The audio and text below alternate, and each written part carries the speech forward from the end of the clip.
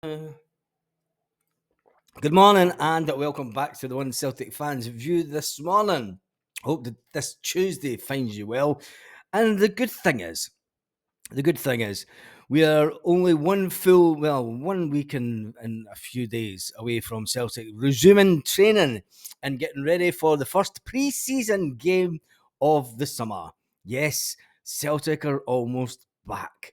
On the 5th of July, Celtic will play Ayr in a friendly, Scott Brown's team, and we'll get some Scottish football back. The Euros are fine, and it's watching them, but let's face it, your first love's Celtic. Don't care what you say. If your first love's not Celtic, I don't know what's wrong with you. Anyway, we do play them on Friday, the 5th.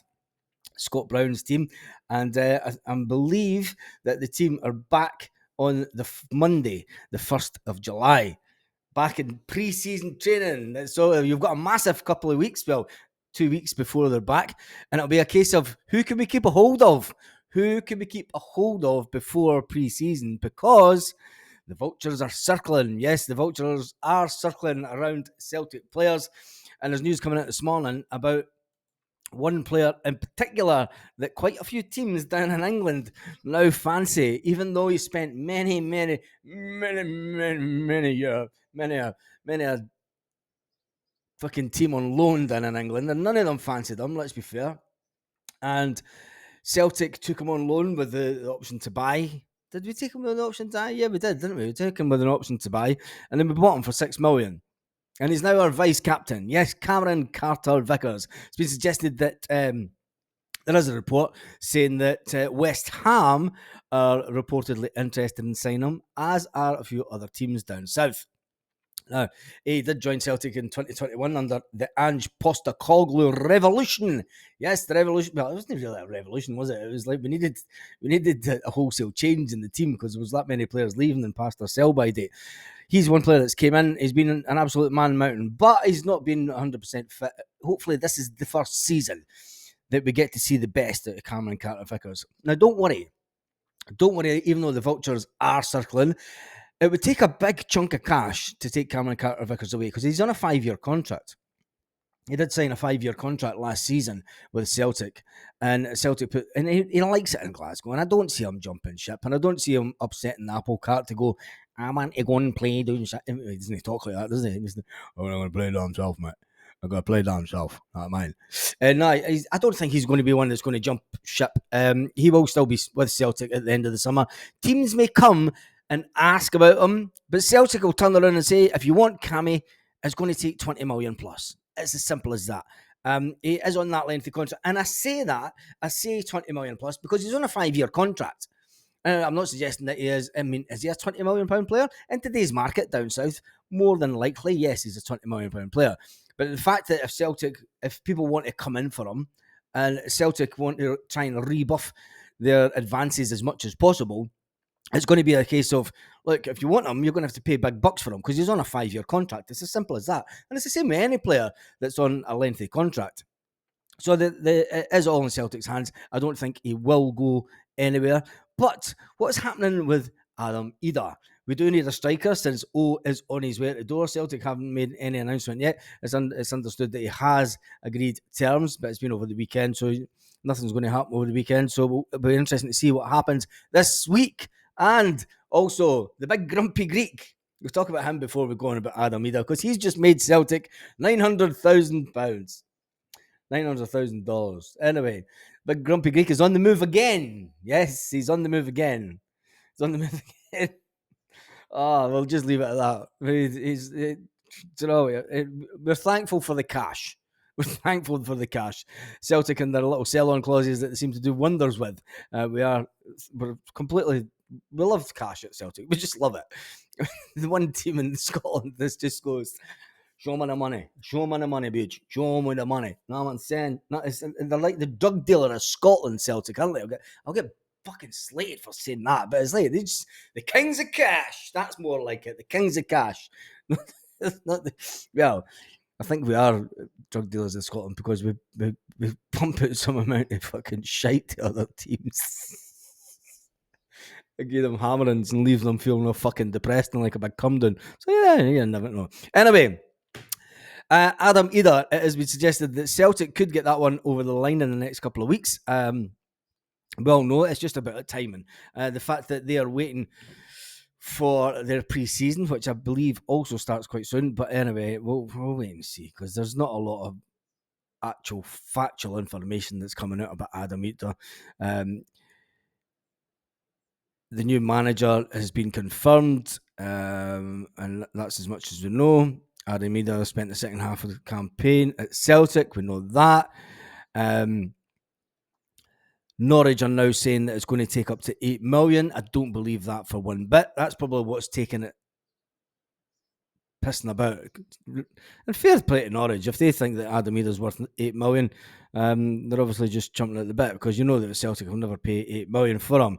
Anyway, we'll wait and see what that one happens. We'll just wait and see what happens with that one, because I don't know. Anyway, how was your weekend? Tell me how your weekend was. And have you been watching the Euros? I've missed the last couple of days of the Euros. I will be honest. I had other things to do, and went out for a meal with Mrs. last night. Saw a little bit of the France game. But yeah, I've been pretty busy doing other things, like fucking sorting my pool out. Never get a swimming pool. First world problems. Having an actual pool is a fucking ball ache, especially when you get the sand that comes over from Africa and then fucking decides to dump on the fucking swimming pool, and then you've got to fucking get it all cleaned out, and it's just a ball ache. It's a ball ache. Get a jacuzzi with a lid on it. Don't ever get a swimming pool. Fuck me. Anyway, Celtic have been linked with a couple of other players. Valius Daniluk as a potential signing, 23-year-old centre-back, which means, well, we all know that the likes of the two centre-backs that were bought last year are probably on their way out of Celtic. We did decide to get the one and only Rocky put out on loan. We tried to get him put out on loan, but it didn't work. He doesn't want to go back to his previous team. And Gustav Lagerbielke has been told that he's one of the players that can go and find a brand new club.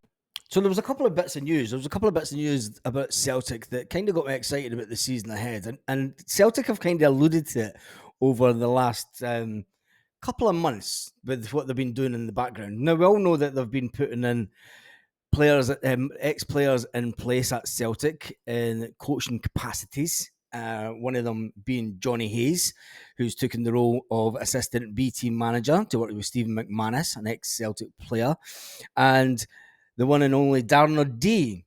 Darren O'Dea is the pathway manager. He'll oversee the way that players will go up through the ranks, and he'll sit down with the players and make sure that they know the pathway into the first team, which is all fantastic. But Celtic have also signed an ex-Celtic player's son.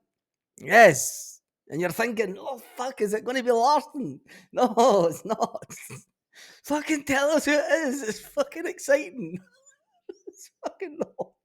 It's Charlie Mulgrew's son. Yeah, we've signed Charlie Mulgrew's son. Yes, we have. And he's coming in through the academy, and he signed his first big contract. Anyway, and the thing is Celtic have they've signed quite a few signings when it comes to the academy things. The signings have been, I could say the name of them, but you're going to go, who the fuck are they? To be fair. But it shows that Celtic are putting things in place with the academy, and hopefully it will start churning out players the way that we kind of used to. The way that we churned out the likes of James Forrest, Anthony Ralston, Stephen Welsh, Callum McGregor. I said Stephen Welsh in the same fucking sentence as Callum McGregor and James Forrest. Apologies. I'm sorry. No offence to Stephen. He's a cracking guy, but it's levels, isn't it? I'm sorry. Sorry this morning. If you've spat your coffee out, just wipe your chin and it's fine. Anyway, it's good that Celtic are trying to bridge the gap between the players, the young players coming through. We've lost far too many good young players at Celtic over the last couple of seasons. Well, I will only say we've lost one, and that was Ben Doak. Let's be perfectly honest. We've lost one real good player that's went on to make an impact, and that is Ben Doak. Now, his career might falter, and he might not make it at Liverpool. The new Liverpool manager might not fancy him at all, and he might get relegated into the youth system again, but you never know. But he kind of left Celtic and made a little bit of an impact at Liverpool. We'll wait and see what happens with his career going forward. We'll look from a distance and go, Was it the one that got away, or was it just the way that every other player that left Celtic goes, and that's they go on to achieve pretty much nada from a youth age? But anyway, the good thing is that Celtic are putting all these people in place, and it lets you know. And I've alluded to this before. I've said this before. I think this is what Brendan Rodgers wants to leave as his legacy. Obviously, winning trophy after trophy, trebles this season coming. Yes, I'm putting us down for the treble. I don't care what anybody says for across the city. I don't care what the Sevco say. I don't care what the Sevco say. They can think that Beale's the man, but they seem to be going down the road. I had a slight look at some of the headlines when it comes to them this morning, and it seems to be that they're going down the road that Celtic have went down, buying in players in the cheap in the hope that they can turn them around. Is fucking Is Beale Mark II the man to change the fortunes of them? No. I'll be honest, I don't think he is. He's a good manager and he's got them playing good football, but they always get that bounce back. And the Celtic, it's all about, right, heads up, shoulders back, fucking chins up. Let's go again, lads. That's what we do at Celtic. I'm getting excited because it's only a couple of weeks away until we play our first pre-season game. And folk are like, that's only pre-season. I always get excited about pre-season. And a big hats off to Paul Tim, who's going to America. That guy goes everywhere. Absolutely. I mean, I've met Paul numerous times over the years. Been in his company a lot of times in European away games. And I tell you one thing, hats off to Paul, because he follows Celtic everywhere. No matter where they're playing in the world. I mean, last year he started off in Japan and everything and followed. This year he's off to America to watch Celtic. So hats off to Paul and any other fans that are travelling to America to see games. And if you're not, we're just going to have to watch it on the telly in crazy times in the morning, aren't we? And being in Europe, it's even later. It's like, oh my God. But anyway, it's good that Celtic are doing a lot in the background. And I do think that Brendan Rodgers, that will be his ultimate legacy, is leaving things in place, putting people in place that know that's going to take the club forward over the next 5 to sort of 10-year period, 5-year period anyway. When you look at things on a sort of 5-year plan, they're bringing these people in and they want to be at Celtic. Do you know, the likes of Johnny Hayes, Darren O'Dea, do you know, Stephen McManus and that. Celtic are kind of in them. And it's good to have that kind of... Alex Ferguson did something similar when he was at Manchester United. I mean, he only used to change his number 2. He would change his assistant every few years just to give him a different perspective on training and stuff. But when it came to the backroom staff, well, there was an ex-Celtic player that was in the backroom staff in Manchester United for fucking decades, I think. Decades. And that was the one and only Brian McClare. And Brian McClare, when he left Celtic, went to Man United, and then Fergie went down to Man United. I mean, Brian McClare was in the backroom setup with the youth for ages down there. Absolute ages. I'm sure it was about 20 years. But anyway, when it comes to Celtic, there's not many more headlines kicking around this morning. Matt O'Reilly, rumour again. People suggesting that Celtic, and it's coming out, it's a blog that came out in Spain, and I'm not going to say that it's true because it's just a blog. It wasn't one of the actual papers that suggested that Celtic want 40 million for Matt O'Reilly. Fucking 40 million. They're having a laugh now, aren't they? And this is, if they are coming out and saying to clubs, we want 40 million for Matt O'Reilly, this is just to put people off.